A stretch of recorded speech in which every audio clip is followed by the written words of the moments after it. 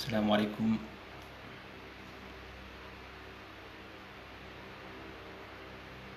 وعليكم السلام ورحمة الله وبركاته. Euh, je vais faire un direct qui va pas durer trop longtemps, quelques minutes, Inch'Allah, juste pour parler d'un sujet que je viens de voir que malheureusement ça prend un peu de l'ampleur. Donc on se doit de traiter ces sujets-là pour éclaircir et pour renforcer notre foi, notre croyance en l'islam. C'est pour ça qu'Alhamdulillah, il faut que chacun de nous on écoute ce rappel et qu'on médite sur ce sujet-là quand on se doit de remettre les choses au clair, de ne pas trop laisser passer, parce que celui qui ne se désavoue pas, celui qui ne rétablit pas la vérité, ben, sera questionné devant Allah subhanahu wa ta'ala. De quoi je veux parler? On va aller directement sur le but du sujet, et ceux qui n'ont pas eu le temps de voir le direct vont regarder plus tard, Inch'Allah. Alhamdulillahi Rabbil Alamin wa aqibatu lil muttaqin wa la dana illa ala zalimin wa ashhadu an la ilaha illallah wa ashhadu anna Muhammad abduhu wa rasuluhu amma ba'd. Alhamdulillah, comme vous avez vu dans le titre, l'islam moderne, c'est une question et une réponse en même temps qu'on va dire aujourd'hui. L'islam moderne, doit-on y adhérer à notre époque? Doit-on faire face? Ou doit-on embrasser cet islam moderne qu'on essaie de nous imposer à travers la société d'aujourd'hui? Qu'est-ce qu'on appelle l'islam moderne? Car ça s'est propagé, on essaie de nous forcer à accepter cet islam moderne. Et malheureusement, beaucoup de musulmans, malheureusement, ils adhèrent à cet islam moderne. Et ils ont tendance à accepter, parce qu'une fois on te met quelque chose dans ta tête, on te fait voir quelque chose, qu'on te fait ressentir quelque chose, à force on te fait montrer quelque chose, ton cerveau s'y habitue, et malheureusement ton opinion amène jusqu'à changer ou ton avis que tu avais sur la religion te mène à changer. Pourquoi? Parce que au fur et à mesure du temps qu'on te fait montrer des choses qui est contraire à l'islam, qui n'était pas dans l'islam, mais qu'on te le fait montrer, ben automatiquement ben tes opinions commencent à changer. Tes opinions commencent à changer, tes avis commencent à changer.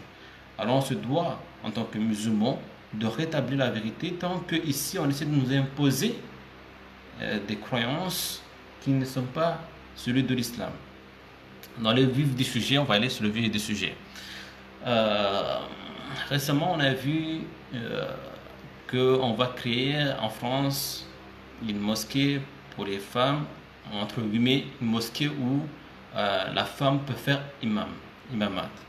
Donc la femme peut faire imam et les hommes sont derrière, mélangés avec les femmes.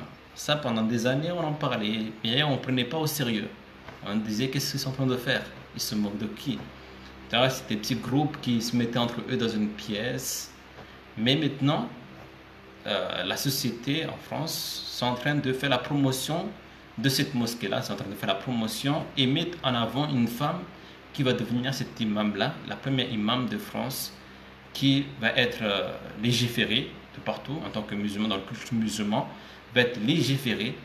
Donc, on essaie de nous faire croire cela et ils donnent des bons arguments pour que les musulmans adhèrent à cela.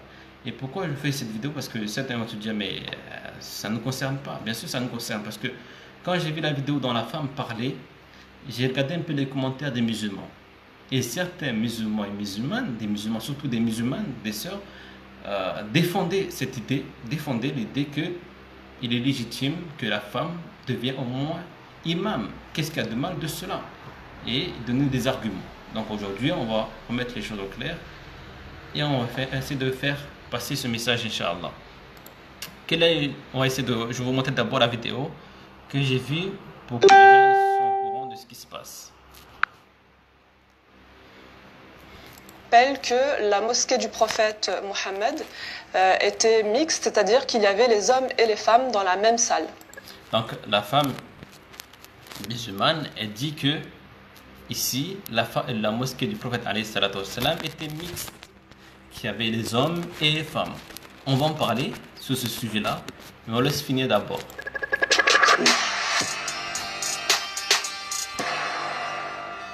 Il s'agit d'un projet de mosquée inclusive où les hommes et les femmes seraient accueillis dans la même salle de prière, les uns à gauche, les autres à droite, où il y aura un prêche qui sera tenu par un imam homme et une imam femme de manière alternative. Nous avons reçu quelques menaces sur notre page de projet de mosquée Fatima et quelques réactions négatives, des insultes, mais nous ne souhaitons pas dépenser notre énergie à prendre en compte ce genre de réactions, mais plutôt être constructif et proposer quelque chose de positif pour notre société et pour les musulmans de France. En fait, on est parti du constat qu'aujourd'hui, les femmes sont souvent reléguées à des lieux de prière secondaires, souvent très mal sonorisés ou pas très accueillants. En réalité, ces dernières années, il y a une véritable ségrégation qui s'est installée dans les lieux de culte envers les femmes, et c'est vraiment pour pallier et lutter contre cette ségrégation que nous souhaitons mettre en place ce projet de mosquée inclusive. Un des objectifs essentiels de ce projet est de proposer une nouvelle lecture des textes fondateurs et notamment d'instaurer une approche historico-critique des textes de l'islam. Le deuxième objectif, c'est aussi de proposer une lecture un peu moins masculine, donc une lecture qui serait faite aussi par des femmes. Nous cherchons actuellement un lieu pour pouvoir domicilier notre association et puis pour faire la prière et concrétiser notre projet. Il y a énormément de gens, de musulmans qui attendent ce genre d'initiative et qui souhaitent vivre l'islam d'une autre manière, qui soit plus adéquate avec notre époque et à la société dans laquelle on vit. Je remets juste le premier passage dont il dit là, pour rebondir de ce qu'elle vient de dire au début. Je rappelle que la mosquée du prophète Mohammed était mixte, c'est-à-dire qu'il y avait les hommes et les femmes dans la même salle. Je rappelle que la mosquée du prophète Mohammed était mixte, c'est-à-dire qu'il y avait les hommes et les femmes dans la même salle.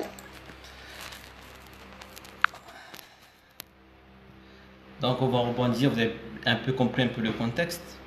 Donc il nous parle d'une mosquée où les hommes et les femmes seront mélangés, soit à côte, à gauche sera les hommes et à droite sera les femmes, et que les femmes seront alternatives. Il y a des femmes qui vont devenir imams et les hommes devenir imams. Ils vont alterner les jours. Là c'est un projet qu'ils sont en train de mettre en place qui vont essayer de mettre déjà une mosquée et par la suite faire plusieurs mosquées comme ça. On voit de où ils vont en venir. Mais tout d'abord, avant de rentrer dans le vif du sujet de ça qu'il vient de dire, vous avez bien entendu la première phrase qu'il a dit, que je rappelle qu'à l'époque du prophète sallallahu alayhi wa sallam, les hommes et les femmes étaient pris dans une même pièce. C'est vrai. Les hommes, à l'époque du prophète alayhi wa sallam, dans la mosquée, les hommes et les femmes pris dans une seule pièce. Il y a une vérité dedans, mais il a oublié de dire une chose qui nous différencie. Parce que les gens qui sont ignorants ne connaissent pas les textes de l'islam, lorsqu'ils vont entendre cela, alors il faut nous donner raison. Ok, mais il n'a pas tort. C'est vrai qu'à l'époque du prophète, les hommes et les femmes étaient dans une seule pièce. Ils priaient dans une seule pièce, mais il faut différencier. À l'époque du prophète, c'est vrai que les femmes priaient dans une seule pièce avec les hommes, sauf que les femmes étaient derrière et que les hommes étaient devant. Il ne faut pas oublier cela. Les hommes étaient en premier rang, les femmes étaient derrière les hommes. Et encore, ils n'étaient pas derrière de façon où ils étaient rapprochés. Ils étaient séparés, ils n'étaient pas séparés par un mur, parce que c'est venu bien après, à l'époque de Abu Hanifa, lorsqu'il était en Irak, il a instauré le fait de mettre un rideau pour séparer par la fitna. Parce qu'à l'époque, à ce moment-là, pour Abu Hanifa, il y avait tellement de fitna que Abu Hanifa a dit de mettre un rideau pour pas que les hommes voient les femmes en train de prier, pour pas qu'ici il y a tellement de tentation. Mais à l'époque du prophète, il n'y avait pas de rideau, mais les femmes étaient derrière et les hommes étaient devant. Et encore, le prophète, dans un hadith, il nous dit que les rangs les plus pires sont les rangs mis en premier envers les femmes. Les rangs les plus pires, c'est les rangs mis en premier où sont les femmes en premier et que les hommes sont en dernier. Elle dit que c'est les rangs les plus pires. Et le meilleur des rangs, c'est ceux où les hommes sont devant et que les femmes sont derrière. Pourquoi? Pour éviter cette fitna. Donc aujourd'hui, nous savons très bien ceux qui font la promotion de ces femmes, de cette femme-là quand on parle, qui va devenir, entre guillemets, la première femme imam de France. C'est des gens qui veulent un islam modéré, un islam moderne dans la société. Donc ils mettent en avant et font tout. S'ils veulent, ils peuvent construire la mosquée maintenant. Ce n'est pas l'argent qui leur manque. mais c'est pour faire ancrer cette mentalité chez les musulmans. À partir du moment où on fait ancrer cette mentalité chez les musulmans, il serait plus facile maintenant lorsqu'on va créer cette mosquée-là. Les musulmans, non seulement ceux qui sont contre, ben, ils vont accepter, ils vont dire, ils vont quoi? C'est devenir banal et normal pour cet islam qu'on veut nous faire ancrer dans nos foyers et dans nos mentalités.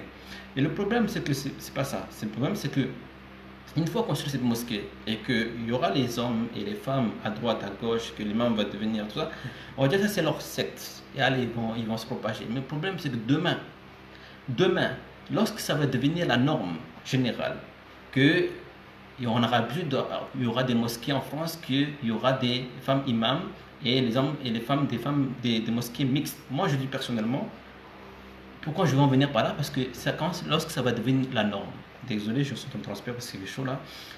Lorsque ça va devenir la norme, le problème qui se pose là, c'est que lorsque ça va devenir la norme et que les gens, ils diront, tu vois cette mosquée là-bas, c'est la mosquée, c'est mixte, les hommes et les femmes prient ensemble.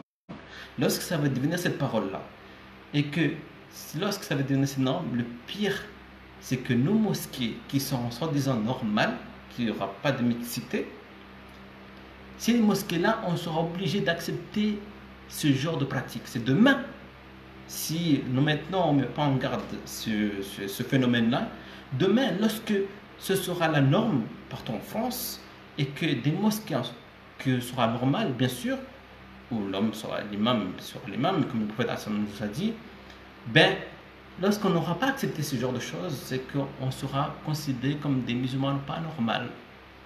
Des musulmans pas normaux. C'est-à-dire qu'on n'accepte pas l'évolution de l'islam, la modernité de l'islam. Alors on mettra en garde contre nous en disant qu'ils ne veulent pas s'adapter à l'islam moderne. Parce qu'ils n'acceptent pas les femmes dans leur mosquée. Parce qu'ils n'acceptent pas que leurs femmes prient avec les hommes en tant que mixité.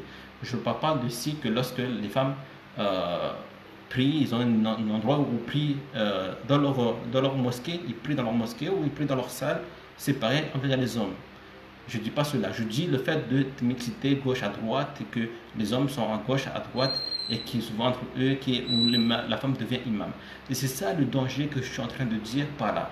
C'est qu'aujourd'hui, ces phénomènes, on en parle, que ça fait des promos de partout, les médias ils en parlent, ça passe sur France 2, France 3, sur TF1, sur les Facebook, ces vidéos pour que les gens acceptent cette idée-là, ça a plus d'attendre cette idée-là, pour que demain, on puisse ne plus dire notre mot, on n'a plus notre mot à dire.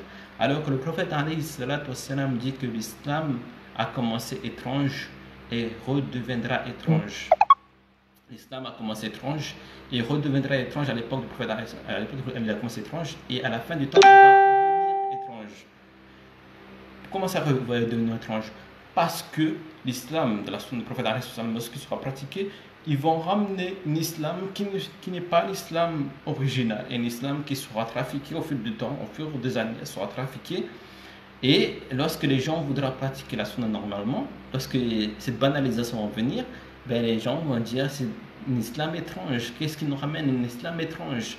Et c'est là que le prophète alayhi salatu wassalam nous dit faites attention qu'à la fin des temps, viendra un islam étrange. L'islam a commencé étrange et deviendra étrange. Heureux les étrangers qui voudront remettre en place qui était corrompu.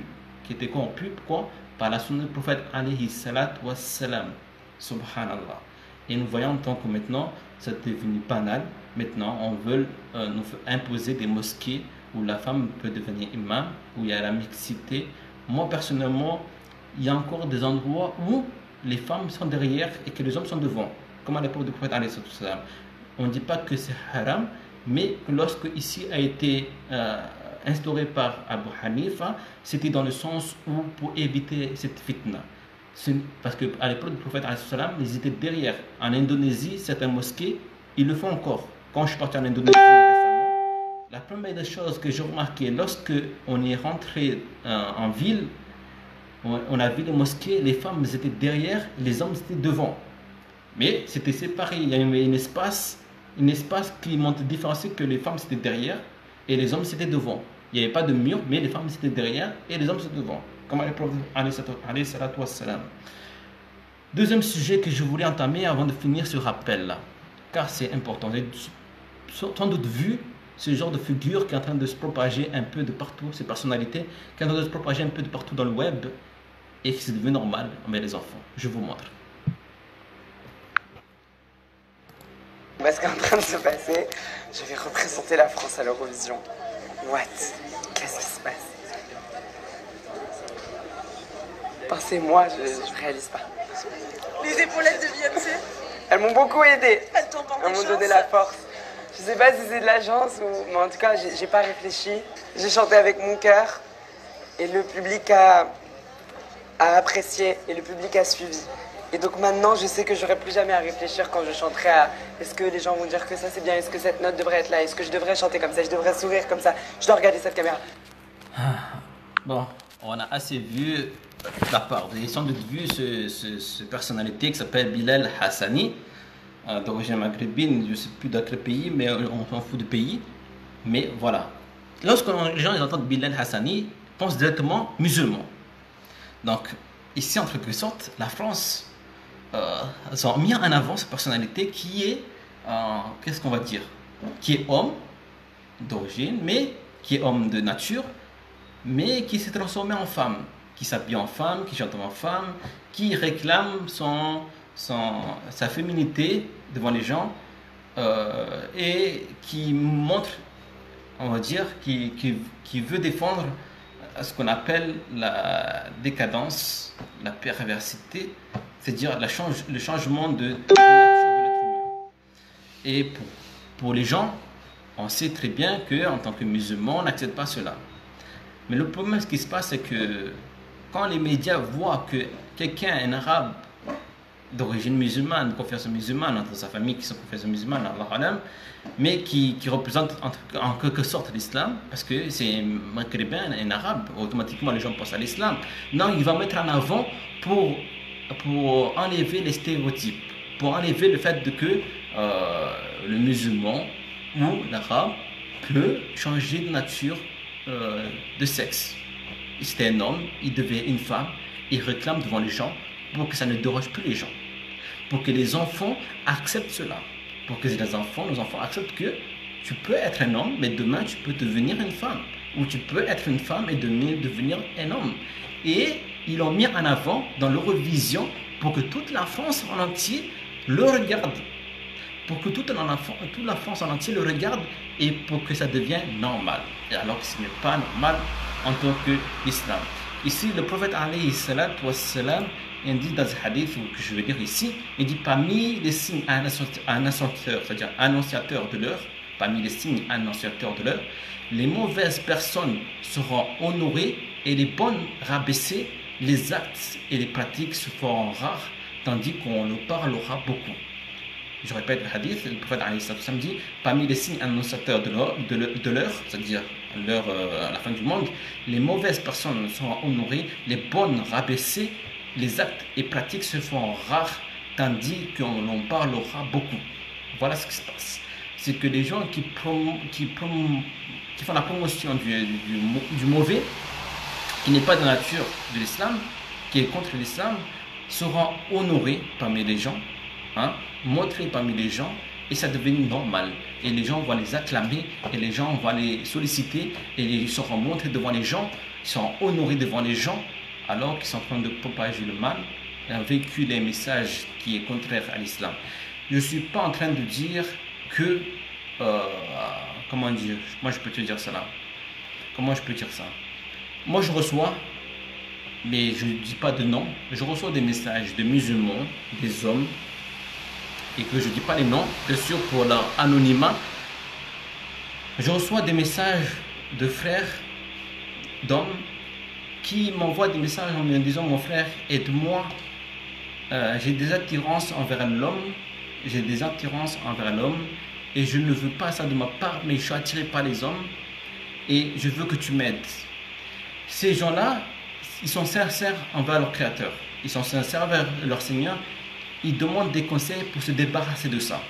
Je ne dis pas parce que je dis ça, parce que les personnes qui sont dans cette nature-là, mais veulent et ils repugnent ce qu'ils deviennent, et ils veulent avoir un remède pour sortir de ce mal-là.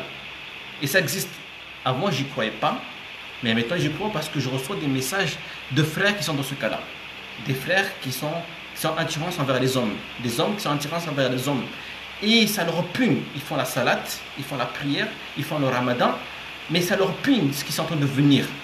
Parce qu'ils ressentent cela. Ils veulent de l'aide, ils veulent sortir de cela, ils veulent pas avoir cette... Ils ont mal. Non, je ne dis pas que ces gens-là sont... je veux dire quoi? Je ne veux pas dire qu'ils sont dans le feu, mais je veux dire par là que lorsqu'ils vont, à partir du moment où ils vont propager cette croyance-là, ou ce mal devant les gens, et que les gens vont leur recopier, ils sont en train de plonger les gens dans le feu de l'enfer.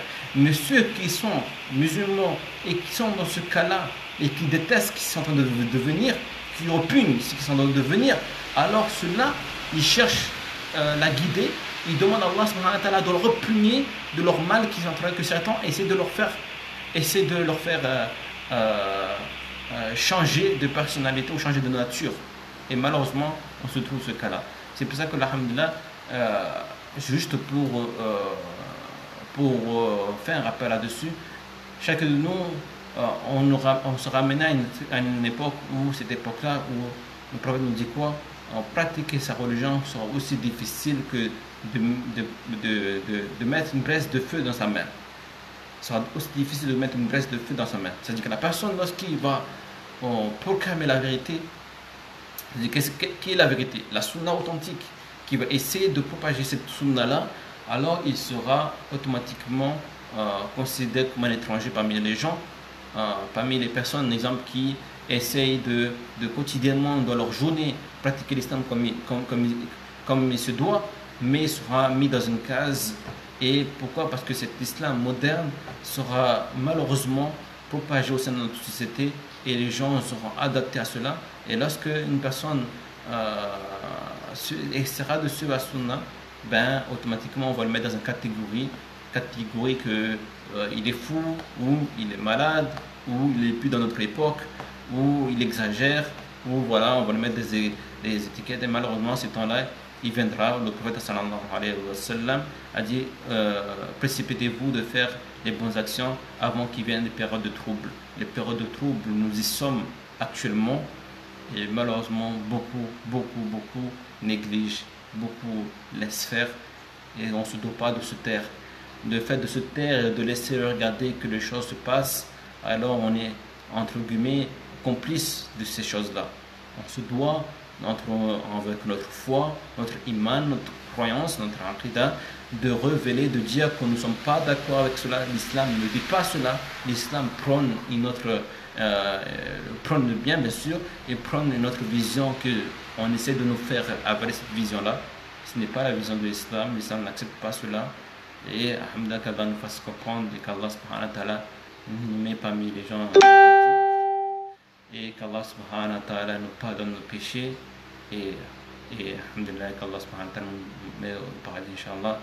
سبحانك بحمدك أشهد أن لا إله إلا أنت أستغفرك سبحان ربك رب العزة عما يصفون وسلام على المرسلين والحمد لله رب العالمين.